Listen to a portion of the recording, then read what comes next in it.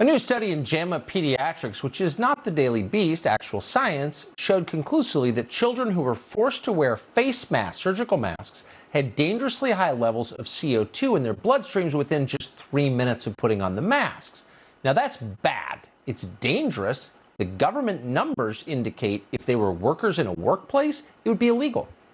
But today, nonetheless, Tony Fauci, who is out of control, insisted that children must wear face masks at all times. Unvaccinated children of a certain age, greater than 2 years old, should be wearing masks. No doubt about that. That's the way to protect them from getting infected, because if they do, they can then spread the infection to someone else.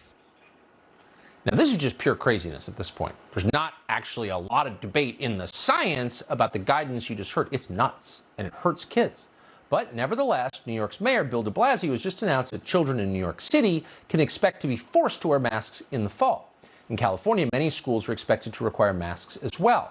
Some parents, seeing the harm this is doing to their children, the physical harm, not to mention the emotional harm, to their own kids, are finally fighting back. One of them is called Melissa O'Connor. She spoke at a board meeting in San Diego. We're happy to have her on the show tonight. Melissa O'Connor, thanks so much for coming on tonight.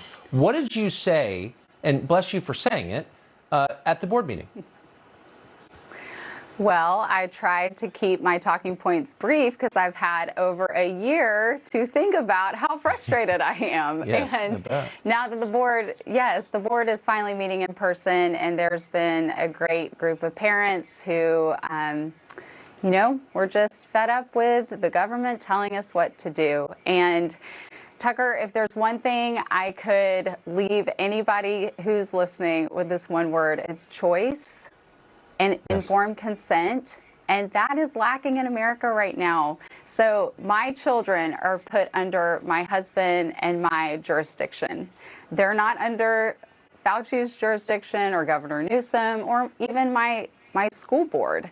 They're under my jurisdiction. And it's up to every parent to weigh the risks and benefits of anything going on in their kid's life, including wearing a facial covering, vaccinations, anything, going to swim in the ocean with however many floaties they need. Like, I don't outsource that information or that responsibility to the government. That has been given to me as a responsibility. And so, to answer your question this morning, I just highlighted that enough is enough, and I don't consent to this. And no one asked me, Melissa, are you okay with this? No one asked me a year ago if I was okay with my kids' school being shut down and then opened and then shut down again and then open and then shut down again, or not knowing what's going on with the mask mandates, business closures. I spoke on that.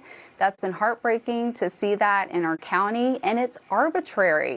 It's not based on anything that is logical, and no one is talking about that. If you say this on social media, you get censored.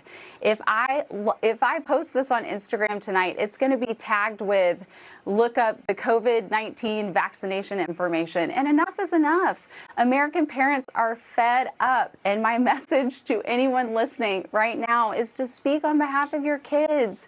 I have friends and family who feel all over the map with this, and that's okay. I don't want to have a divisive message. The message is, I don't want to outsource the health of my children to our government. There's something about the way that you expressed that was so sincere, so clear, and so simple, and so non-divisive, that it's hard to believe that anyone could disagree with you. And we only have maybe 10 seconds left, but did anybody disagree? I mean, I bet you changed minds when you talk like that. Well, I was holding my baby and I had my 2 kids. It was hard being there with them, so all I wanted to do was get out of there, and that's exactly what I did. So I don't know. I'm sure people disagree with me, and I'm okay with that.